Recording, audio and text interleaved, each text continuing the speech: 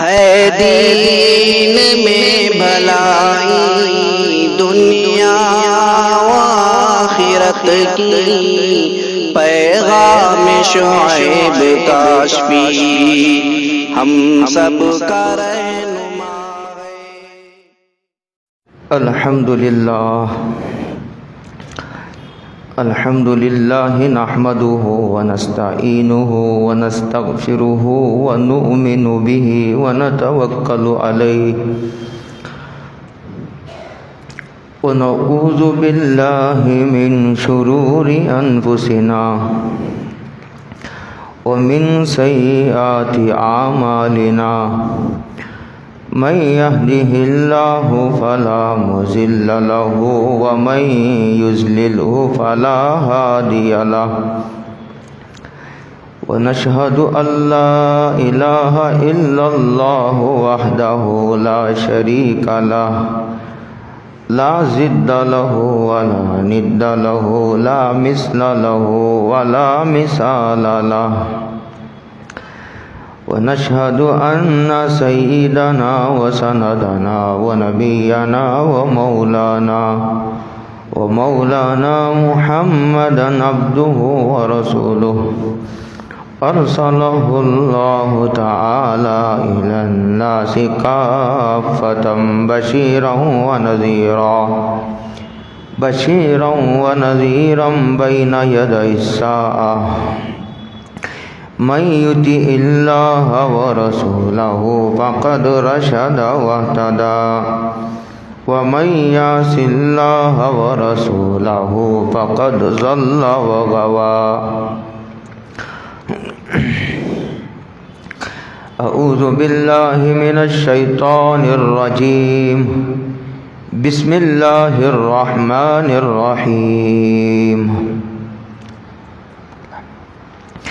اقرأ باسم ربك الذي خلق، خلق الإنسان من علق، اقرأ وربك الأكرم، الذي علم بالقلم، علم الإنسان ما لم يعلم، صدق الله مولانا العظيم۔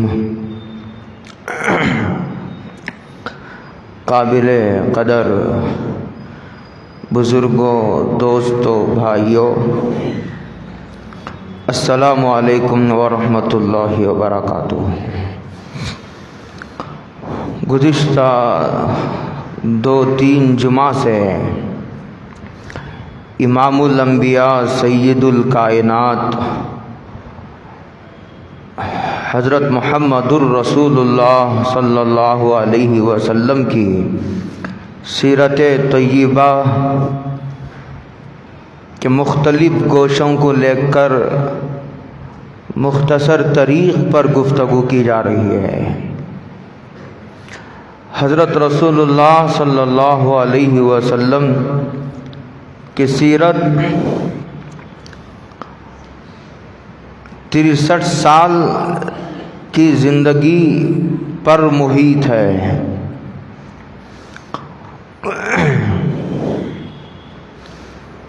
بات یہاں آ کر رکی تھی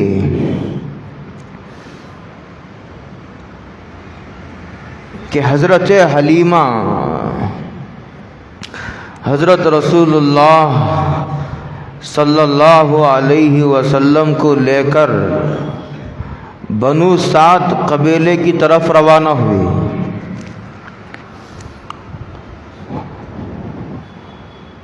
بنو سعد قبیلہ طائف سے تقریباً 70 کلومیٹر دوری پر واقع ہے۔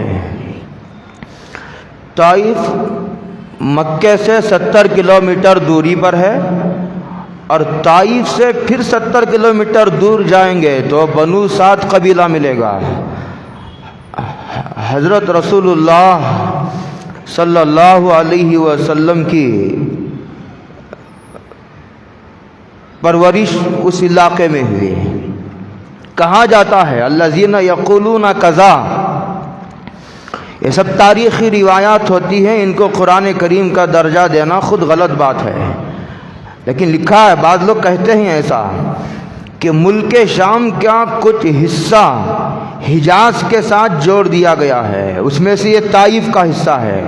اب جب مکہ جائیں گے تو آپ میں سے جو لوگ مکہ گئے ان کو معلوم ہے بالکل ریگستان ہے، آج بھی کچھ نہیں اگتا مکے میں، چاروں طرف پہاڑیاں، گرمی، گھاس تک نہیں اگتی۔ اسے 80 کلومیٹر دور جائیں گے تو ہرا بھرا علاقہ، کھجور کے باغ۔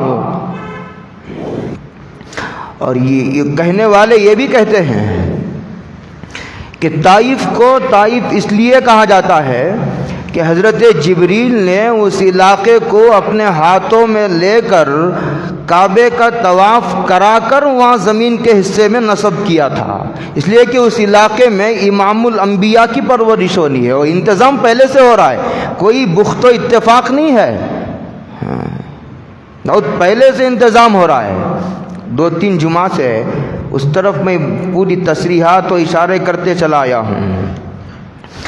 حضرت علیمہ جیسے ہی بچے کو لے کر وہ اور ان کے شوہر اونٹنی پر سوار ہوئے، حضرت حلیمہ کہتی ہیں کہ میری چھاتیاں دودھ سے بھر گئی، اتنا دودھ نہیں آتا تھا کہ میرا بچہ سیر ہو کر پی لے، لیکن جیسے میں نے حضور کو گود لیا، کہتے ہیں کہ میری چھاتیاں دودھ سے بھر گئی اور میری اونٹنی کمزور تھی، اونٹنی میں جان آ گئی۔ یہ حضور کی ظاہری برکتیں ہیں۔ اور سواری کمزور بھی تھی، نہیں اس کے تھنوں میں بھی دودھ نہیں آتا تھا، اس کے تھن بھی دودھ سے بھر گئے۔ اور جس علاقے میں حضرت حلیمہ کی بکریاں چرتی تھی وہ علاقہ ہرا بھرا ہو جاتا تھا، اور شام کو تھنوں سے بھرے ہوئی ہونے کی حالت میں بکریاں گھر لوٹتی تھی۔ لوگوں میں یہ مشہور ہو گیا کہ ہماری بکریاں وہاں چراؤ جہاں حلیمہ کی بکریاں چرتی ہیں۔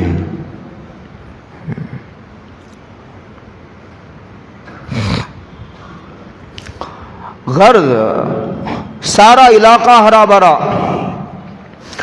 جس زمین پر حضرت امام الانبیاء حضرت رسول اللہ صلی اللہ علیہ وسلم کے قدم پڑے، اللہ نے زمین کو جنت بنا دیا، ہرا بھرا کر دیا، اللہ نے آباد کر دیا، سرسبز و شاداب بنا دیا۔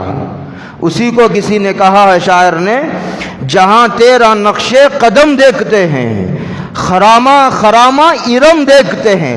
لوگ یہ سوچتے ہیں کہ حضور کی شریعت کو اپنائیں گے تو کنگال رہ جائیں گے، غریب ہو جائیں گے۔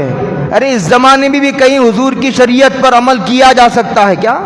یہ حلال و حرام کا زمانہ گیا، حلال و حرام دیکھو گے غریب رہ جاؤ گے، پیچھے رہ جاؤ گے۔ یہ ترقی کا دور ہے، یہ کمپیوٹر کا دور ہے، یہ ٹیکنالوجی کا دور ہے۔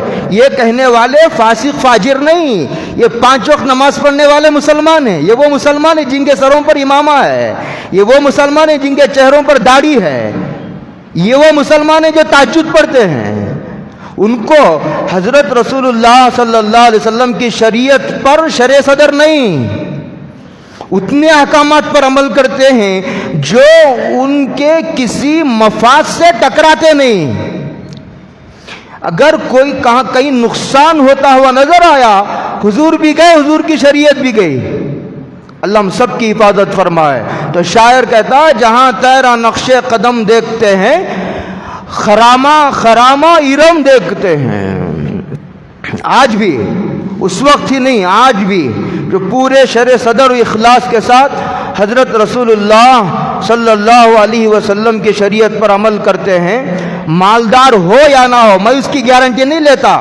میں ان جوشیلے مقررین میں نہیں ہیں جو جوش میں آ کر کے بے حقیقت باتیں بیان کرنے کے عادی ہیں۔ میں یہ نہیں کہتا کہ تم حضور کی شریعت پر عمل کرو گے تو ضرور مالدار ہو جاؤ گے، نہیں، اگر حضور کی شریعت پر عمل کرو گے تو تمہاری زندگی برکتوں سے بھر جائے گی، اور برکت کے لیے مالدار ہونا کوئی ضروری نہیں۔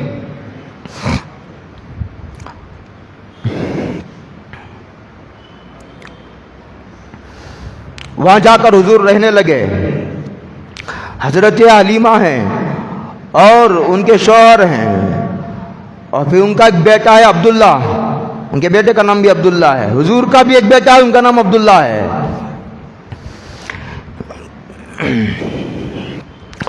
حضور کے 3 بیٹے تھے. مشہور روایت کے مطابق حضور کے 3 بیٹے تھے. ایک بیٹے کا نام قاسم تھا, اسی لیے حضور کی کنیت ابو القاسم ہے, اسی بیٹے کی طرف نسبت کرتے ہوئے. اور یہ بیٹا حضرت ختیجہ سے پیدا ہوا تھا. دیکھو, اس کے بعد دوسرا بیٹا حضرت عبداللہ, انہی کے 2 لقب ہیں, طیب و طاہر.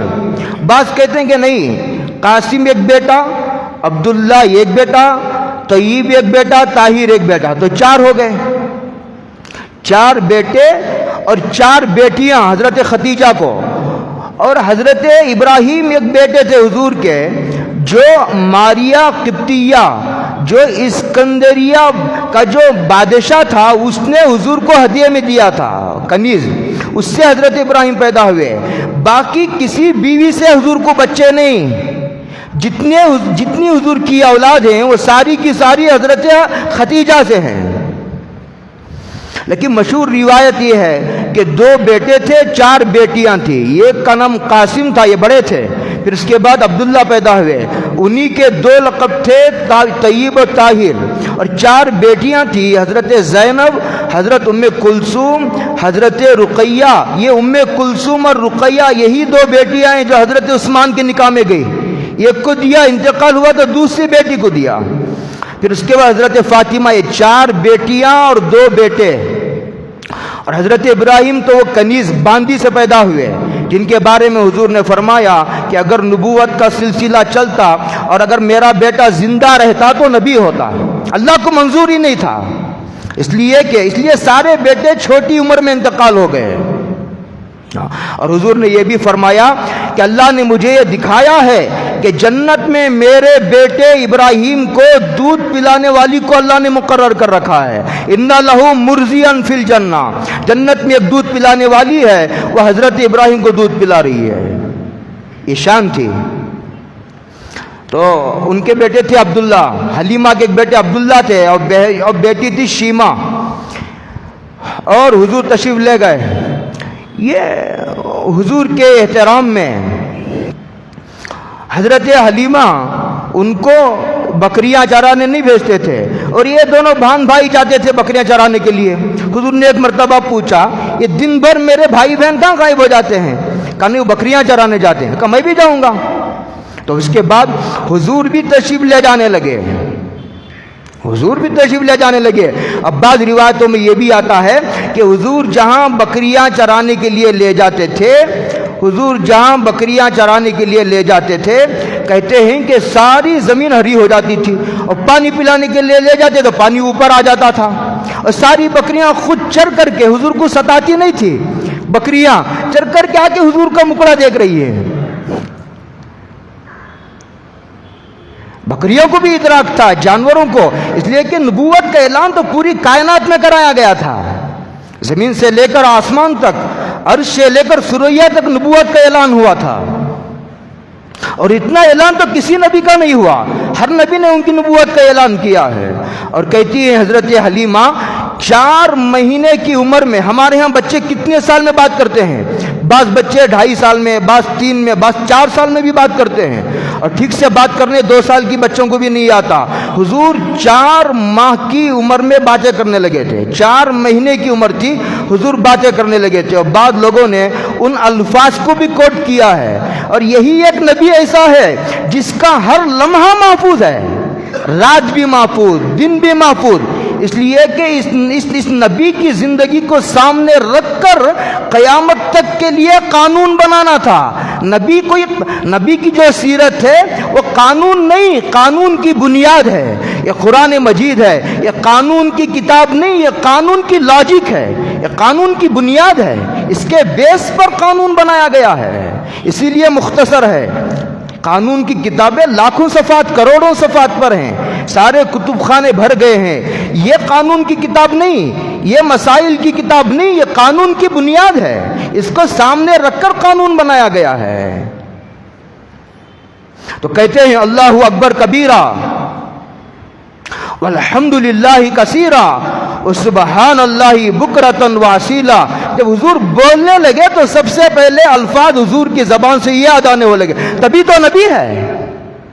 ہر بات نرالی, نبی بھی نرالا, اس کی ہر بات نرالی, ہر بات قابل تقلید, ہر بات نوٹ کرنے کے قابل ہے. محدثین کی ذوات مقدسہ پر کروڑوں برکتیں اللہ کرے, ایک ایک منٹ کو حضور کے محفوظ کیا ہے اور اسی طرح حفاظت کرتے ہوئے ہم تک پہنچائے ہیں. اور آج بھی اس گئے گزرے دور میں کروڑوں کی تعداد میں محدثین کمروں میں بیٹھے ہوئے ایک ایک لفظ کی تحقیق پر خیمے گاڑ دیے ہیں.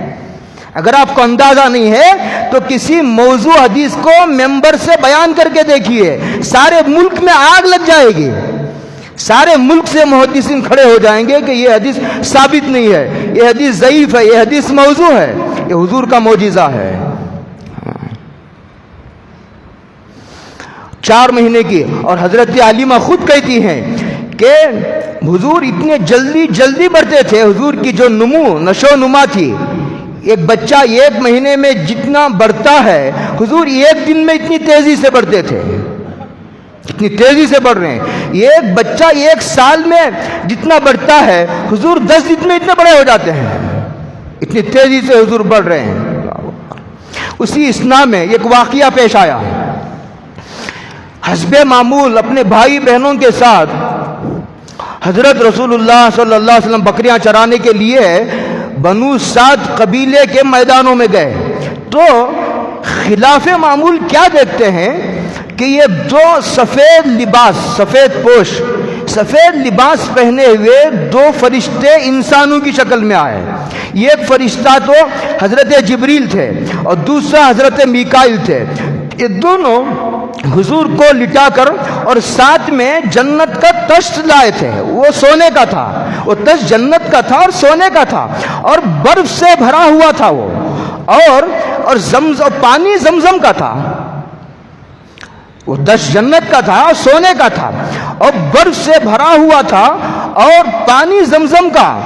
2 فرشتے حضور کو لٹا کر کے اوپن ہارٹ سرجری ہو رہی ہے.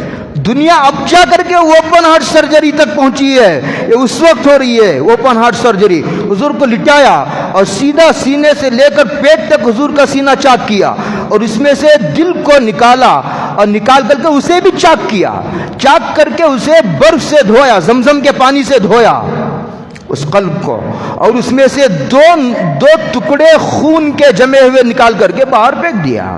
اور پھر اس کے بعد پھر وہ سارا بیداری کے عالم میں ہو رہا ہے. پھر اس کے بعد وہ دل کو رکھ کر کے پھر اس کو سلائی لگاتے ہیں.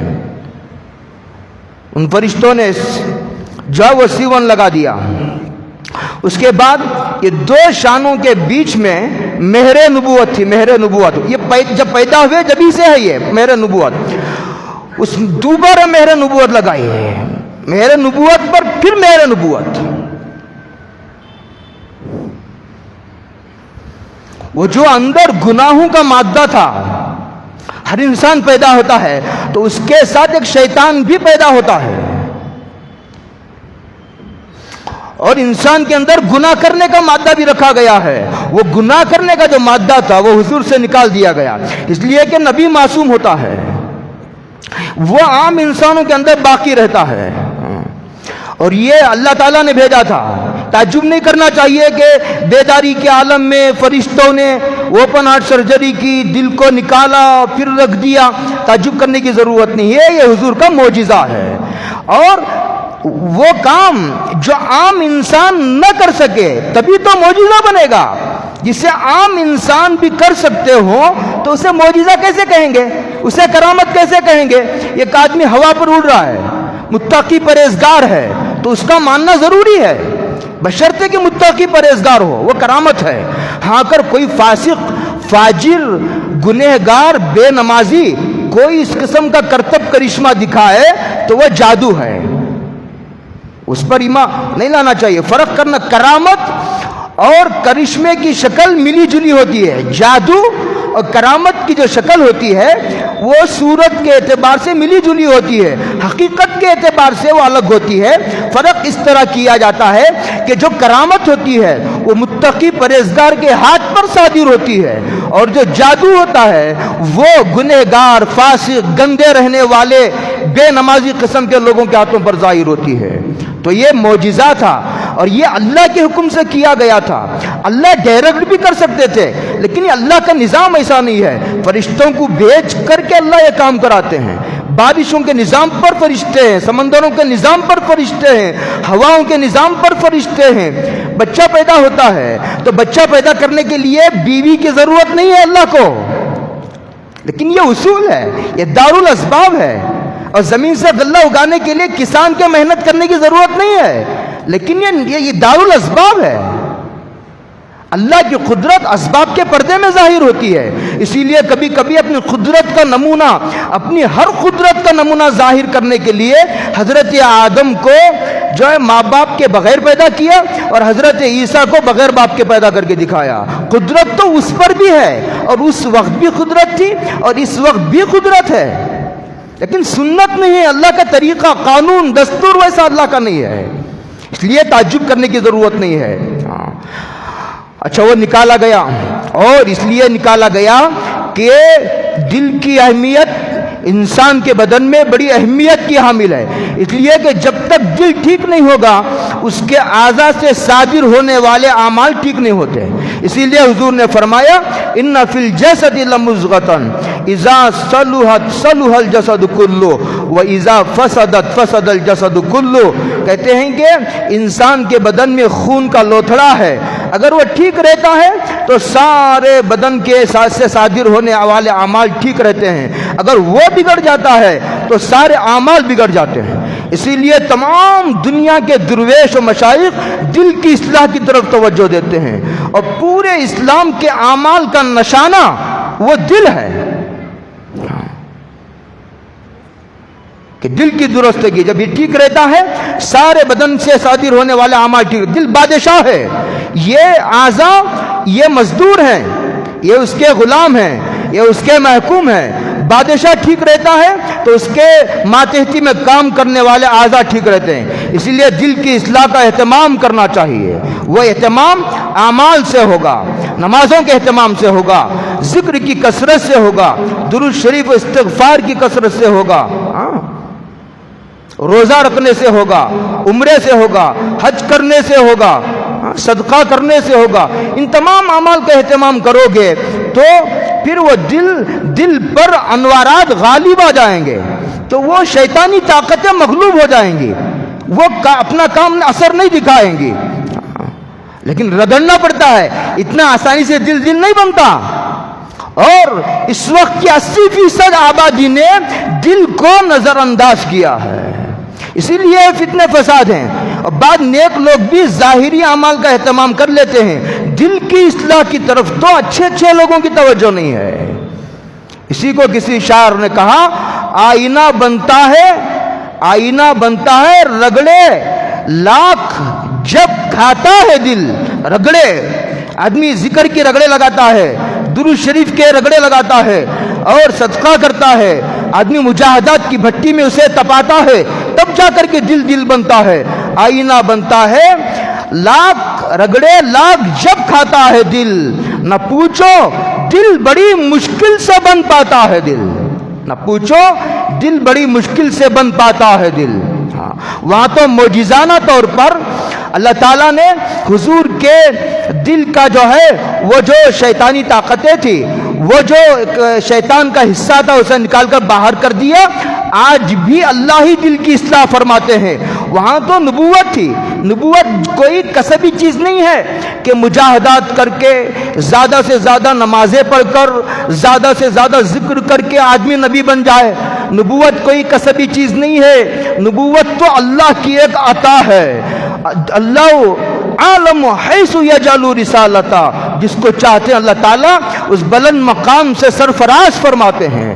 لیکن جو ہے دل کی اصلاح ہمارے اختیار میں ہے، اب بھی اللہ ہی اصلاح فرماتے ہیں دل کی، لیکن اس وقت جب آدمی توجہ کرتا ہے جب آدمی اصلاح کی طرف متوجہ ہوتا ہے تو پھر اللہ تعالیٰ کسی نہ کسی درجے میں اپنی محبت کا کچھ نہ کچھ حصہ ضرور عطا فرماتے ہیں. آپ کو یقین دلاؤں، اللہ کو طلب کر کے آج تک کبھی کوئی بندہ محروم نہیں ہوا.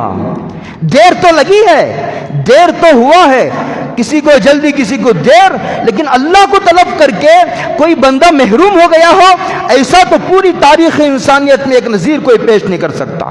اللہ نے حسب استعداد اور مجاہدے کے بقدر اللہ نے اپنی محبت کا کچھ نہ کچھ حصہ اللہ کو طلب کرنے والے کو اللہ تعالیٰ نے عطا ضرور فرمایا ہے.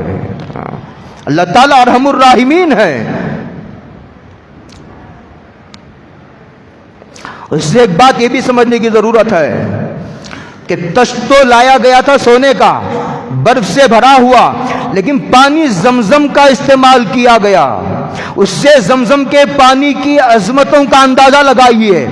وہ تو حضرت اسماعیل علیہ السلام نے جب ایڑیاں رگڑی تھی، پانی کے لیے تڑپتے تڑپتے، بچے رگڑیاں رگڑتے ہیں جب ان کو بھوک لگتی ہے، جب ان کو پیاس لگتی ہے تو بچے اپنے عادت کے مطابق جو ہے وہ ایڑیاں رگڑی. اس کے بعد حضرت جبریل نے پر مارا اسی ایڑیوں کے جگہ پر، تو کیا ہو گیا؟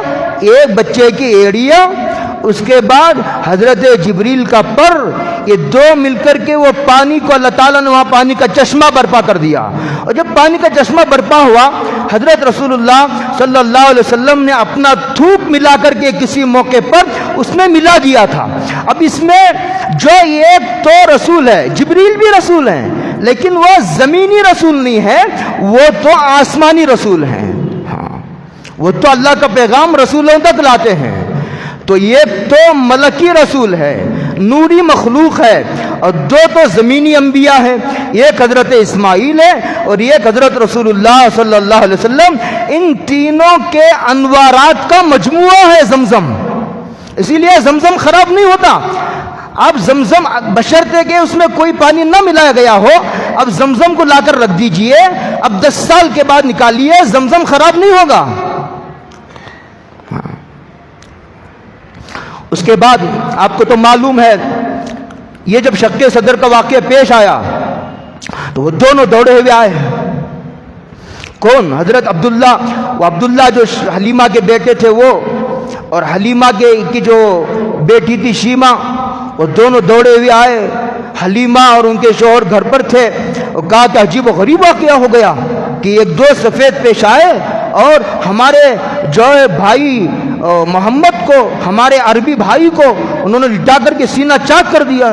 حلیمہ ڈرتے ہوئے، سہمے ہوئے، شوہر بھی، حلیمہ بھی دوڑتے دوڑتے جب پہنچے، دیکھا حضور ایک درخت کے نیچے اطمینان سے کھڑے ہیں. پوچھا، سینے سے لپٹایا اور چوما، پیار کیا. پوچھا بیٹے کیا واقعہ ہوا؟ کہا کہ ایسے دو لوگ آئے اور میرا سینہ چاک کیا. اس کے بعد سیون کے نشان بھی تھے. حضرت انس کی روایت ہے، کہتے ہیں کہ ہم نے وہ سیون کے نشان بھی حضور کے سینے پر دیکھے ہیں، تاکہ لوگوں کے لیے دلیل باقی رہے کہ وہ سیون کے نشان باقی رہے. آپریشن جو فرشتوں نے کیا تھا. اس کے بعد حضرت حلیمہ گھبرا گئی کہ خدا نہ خواستہ اگر کوئی واقعہ ہو جاتا تو بنی ہاشم ہمیں زندہ نہ چھوڑتے. لے کر کے آمینہ کے گئی، ایسا ایسا واقعہ پیش آیا. آمینہ نے کہا گھبرانے کی ضرورت نہیں ہے، میں جو ہے جب سے حمل سے ہوں عجیب و غریب کرشمے دیکھ رہی ہوں، اس بچے کی عجیب و غریب کرامات کا ظہور ہے، اس لیے گھبرانے کی ضرورت نہیں ہے. اللہ اس بچے کو ضائع نہیں کرے گا، اس کی تو بڑی شان ہونے والی ہے. اس کے بعد جو ہے وہ حلیمہ کے حوالے کر کے چلی آئی.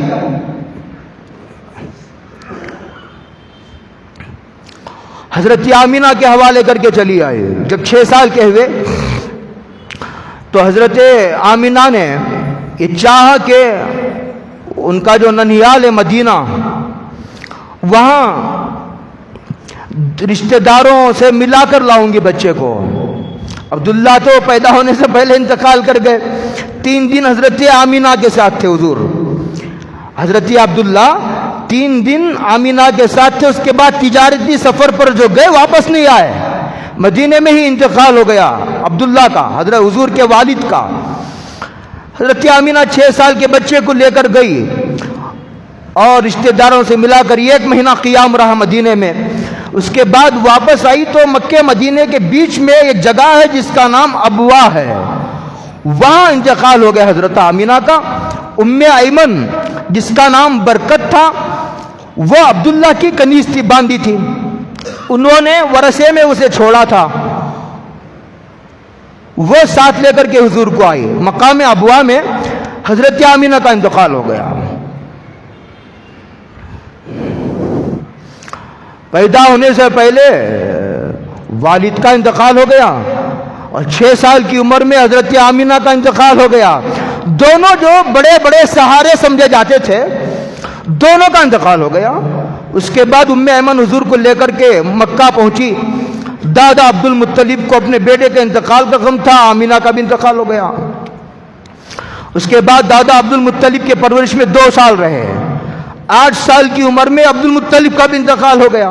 عبد المطلب بڑا خیال کرتا. عبد المطلب سردار تھے، قریش کے سردار تھے. جب مکے کے پاس قالین بچھایا جاتا تھا، کسی کی مجال نہیں تھی کہ قالین پر قدم رکھ دے. اتنا روب و دبدبا تھا عبد المطلب کا.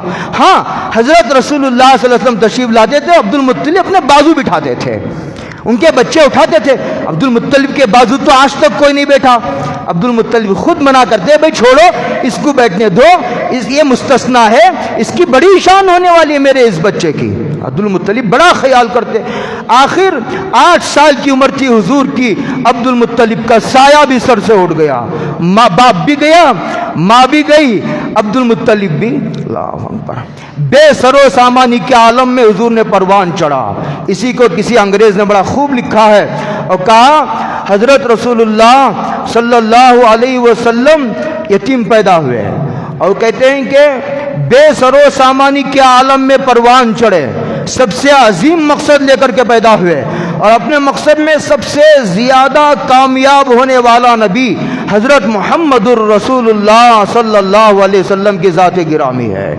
عبد المطلب کے وقت میں حضور ہوش میں تھے، یعنی بڑے بچے تھے، سیانے تھے. 8 سال کی عمر تھی. 8 سال کی عمر کا بچہ سیانہ ہوتا ہے. جنازے کے پیچھے حضور روتے روتے جاتے تھے، عبد المطلب کے جنازے کے پیچھے. اس کے بعد انتقال سے پہلے ہی ابو طالب کو بلا کر کے، جو چچا تھے اور عبداللہ کے حقیقی بھائی تھے، ان کے حوالے کیا اور یہ کہہ کر کے حوالے کیا کہ اس کا خیال رکھنا، اس کی بڑی شان ہونے والی ہے. اس کے بعد عبد المطلب نے بہت خیال رکھا حضرت رسول اللہ صلی اللہ علیہ وسلم کی.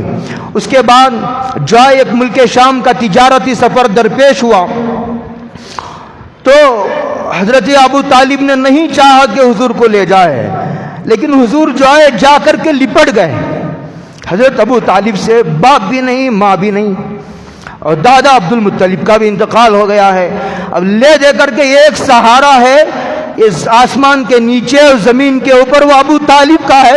ابو طالب بیچارہ خود غریب ہے، بچے زیادہ ہیں اور اخراجات پورے نہیں ہوتے. دیکھا آپ نے، اگر خدا کی قدرت اس کی پش پناہی نہ کر رہی ہو تو کیا یتیم بچے کی ایسی شان ہوتی ہے؟ کیا یتیم بچوں کے سامنے ایسے بادشاہ سر جھکاتے ہیں؟ کیا جس کا اگر اللہ کی طاقت پیچھے نہ ہو تو کیا یتیم بچے کے سامنے بھی ایسے بڑے بڑے سردار سر جھکاتے ہیں؟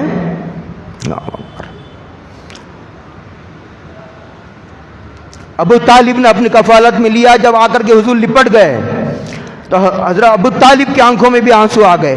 اس کے بعد ٹھیک ہے چلیے سفر گئے. اس کے بعد بصرہ، یہ ملک شام کا ایک شہر ہے، وہاں پہنچے تو وہاں ایک جو ہے عیسائیوں کا عبادت خانہ تھا، اس میں ایک راہب رہتا تھا.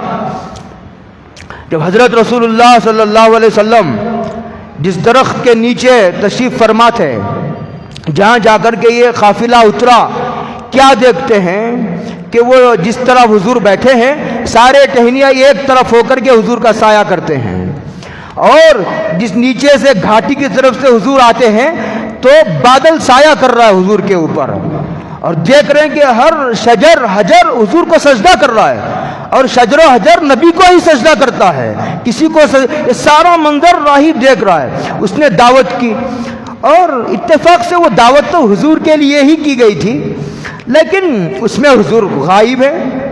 حضور جو ہے وہ حضور کو سامان کے لیے حفاظت کے لیے چھوڑ دیا گیا ہے. تو سب سارے لوگ دعوت کے لیے آ گئے. تو راہب بڑے غور سے دیکھنے لگا، ادھر ادھر دیکھتے ہیں کہ وہ بچہ ہی نہیں جس کے لیے دعوت کیا گیا ہے. تو اب ابو طالب کو پوچھا، حضرت احدن تم نے کسی کو چھوڑا ہے؟ ہاں ایک بچہ ہے، اس کو ہم نے حفظ متاعی ہی سامان کی حفاظت کے لیے ہم نے چھوڑ رکھا. کہ اسی بچے کے لیے ہی تو دعوت کی تھی. پھر اس بچے کو بلایا گیا. اس کے بعد پوچھا یہ کون ہے؟ ابو طالب نے کہا میرا بچہ ہے. راہب نے فوراً کہا واللہ یہ کذب تھا، خدا کی قسم تم جھوٹ بول رہے ہو. تب ابو طالب نے کہا کہ ہاں صحیح بات ہے، یہ میرے بھائی کا لڑکا ہے. تب راہب نے کہا اب تم نے سچ کہا، اس لیے کہ ہماری کتابوں میں لکھا ہوا ہے اس امت کے آخری نبی کے باپ کا اس کے پیدا ہونے سے پہلے انتقال ہو چکا ہوگا. اور کیا دیکھتے ہیں کہ رومیوں کا اسی وقت میں رومیوں کا ایک وفد حضور کی تلاش میں آ رہا ہے. اس راہب نے پوچھا کس کی تلاش میں آئے ہو؟ کہا کہ ہماری توریت و انجیل میں لکھا ہوا ہے کہ اس مہینے میں اس امت کے آخری نبی کا سفر ہونے والا ہے. یہاں تک پہلی کتابوں میں لکھا ہوا تھا. اللہ اکبر صلی اللہ علیہ وسلم. دوسری مرتبہ بھی جو ہے جب حضرت رسول اللہ صلی اللہ علیہ وسلم جو ہے وہ حضرت ختیجہ کا سامان لے کر کے حضور نے ملک شام کا تجارتی سفر کیا، تو ابو طالب کے ساتھ تھا. اس کے بعد حضور نے حضرت ختیجہ کا سامان لے کر کے سفر کیا تھا. اس وقت بھی دھوپ میں فرشتے بادل کرتے تھے، اور جو ہے وہ جہاں حضور بیٹھتے درخت کی ٹہنیاں سایہ کرتی، گہرا کر دیتی سایہ. ساری باتیں دیکھ کر وہ حضرت میسرہ جو سفر میں ساتھ تھے ان کی رپورٹ سن کر کے ہی حضرت ختیجہ کے دل میں شادی کی تمنا انگڑائیاں لینے لگی تھی. اور اس سفر میں ایک اور راہب سے ملاقات ہوئی جس کا نام نستورہ تھا. کہتے ہیں کہ جس درخت کے نیچے حضور بیٹھے تھے، کہتے ہیں کہ حضرت عیسیٰ کے بعد اس درخت کے نیچے کوئی نہیں بیٹھا. اور حضرت عیسیٰ نے فرمایا تھا اس درخت کے نیچے نبی کے علاوہ کوئی نہیں بیٹھ سکتا. اس درخت کے نیچے بیٹھنے کا مطلب یہ ہے کہ یہ بیٹھنے والا نبی ہے. اللہ اکبر، یہ لکھا گیا تھا. اس کے بعد ایک اور بات پیش آئی تھی. حضرت رسول اللہ صلی اللہ علیہ وسلم کے زمانے میں کہ مکے میں بعض مرتبہ ایسا ہوتا کہ لوگ تجارتی سامان بیچنے کے لیے آتے تو بعض بڑے بڑے سردار کے لوگ، بعض بڑے روب و دبدبہ رکھنے والے مال لیتے، پیسہ نہ دیتے، زیادتی کرتے تھے. جب یہ زیادتیاں بڑھنے لگی تو چند سلیم الفطرت لوگوں نے مل کر کے ایک معاہدہ کیا کہ بھائی یہ زیادتیاں ظلم بڑھنے لگا ہے، اس لیے ہم سب مل کر کے ابن جدعان ایک آدمی ہے اس کے گھر میں یہ معاہدہ ہوا تھا کہ ہم سب مل کر کے یہ معاہدہ کریں گے کہ مکے میں کسی پر زیادتی نہیں ہوگی، کسی پر ظلم نہیں ہوگا.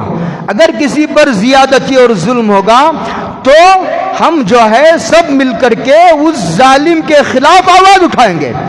جب قوم ظالم کے خلاف آواز نہیں اٹھاتی ہے تو وہ وقت مظلوموں پر بھی آتا ہے.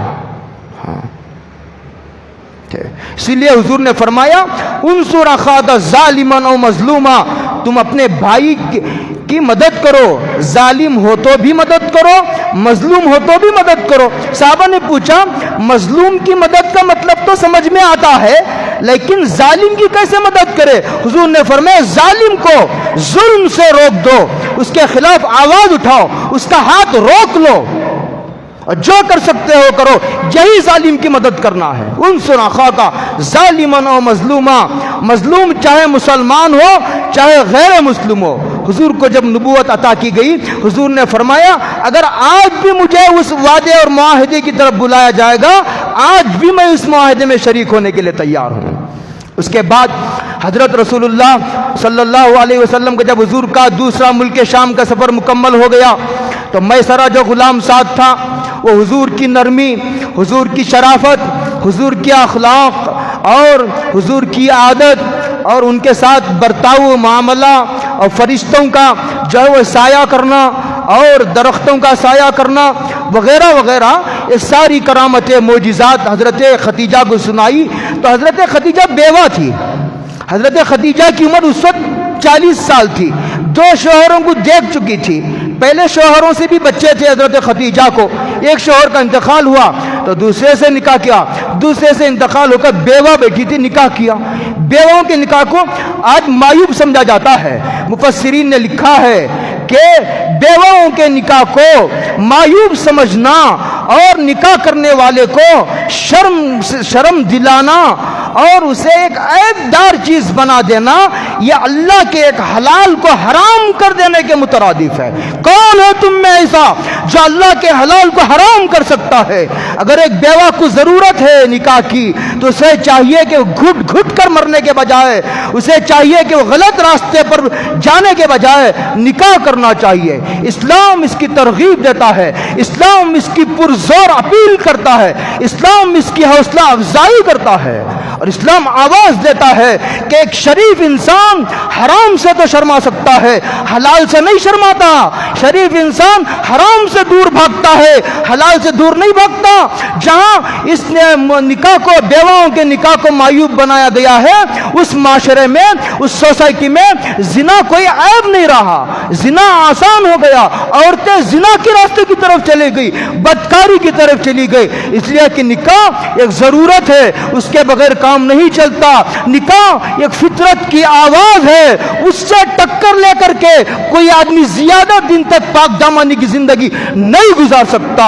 ایک صحت مند نوجوان بے داغ زندگی گزارنے کے لیے، ایک مثالی زندگی گزارنے کے لیے اسے نکاح کی زیادہ ضرورت ہے۔ حضرت خدیجہ نے خود آگے بڑھ کر کے نکاح کا پیغام دیا، حضرت نفیسہ نے نکاح کا پیغام حضور تک پہنچایا، اور حضور نے کہا کہ بھائی نکاح تو کرنا چاہتا ہوں لیکن میرے پاس پیسہ نہیں ہے، میرے پاس کوئی پیسہ نہیں ہے۔ نفیسہ نے کہا اگر جس کے پاس سے میں پیغام لائی ہوں وہ جو ہے مالدار بھی ہے، وہ جو حسن و جمال کی مالک بھی ہے، اگر وہ خود تیار ہو تو حضور نے پوچھا کون؟ کہا خدیجہ۔ خدیجہ اس وقت جس طرح حضور مشہور تھے، حضور کا لقب امین تھا، حضور کا لقب صادق تھا، ابھی نبوت نہیں ملی، عجیب متضاد باتیں ہیں، ادھر مخالفت بھی جاری ہے اور امانتیں رکھنے کا نمبر آتا ہے تو حضور کے پاس امانتیں رکھی جاتی ہیں۔ اندر سے زبان انکار کر رہی ہے، زبان مخالفت کر رہی ہے، زبان گالیاں دے رہی ہے، لیکن ضمیر جو ہے وہ ملامت کر رہا ہے، اور ضمیر کی آواز ان کو ملامت کر رہی ہے کہ تم جس کا انکار کر رہے ہو تمہارا ضمیر اسی کو ماننے کے لیے مجبور ہے۔ وہ یقیناً نبی ہے، وہ یقیناً پاک دامن ہے، وہ یقیناً امین ہے، صادق ہے۔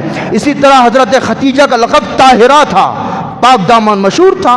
تو جو حضرت حضور نے ان کے نکاح کے پیغام کو قبول کیا، نکاح کے پیغام کو قبول کیا، اس کے بعد جو ہے وہ واقعہ پیش آیا کہ حضرت رسول اللہ صلی اللہ علیہ وسلم کی جیسے جیسے نبوت کا زمانہ قریب آتا جاتا ہے، جیسے جیسے نبوت کا زمانہ قریب آتا جاتا ہے، حضور کے دل میں تنہائی کی محبت ڈال دی جاتی ہے۔ حضور کا جی یہ چاہتا ہے مخلوق سے کٹ کر میں عبادت کروں۔ ایک بات بتاؤں، جب تک آدمی مخلوق سے نہیں کٹتا کوئی کمال نہیں پیدا ہوتا۔ ایک نورانی قاعدہ پڑھنا ہو تو بھی مخلوق سے کٹنا پڑے گا۔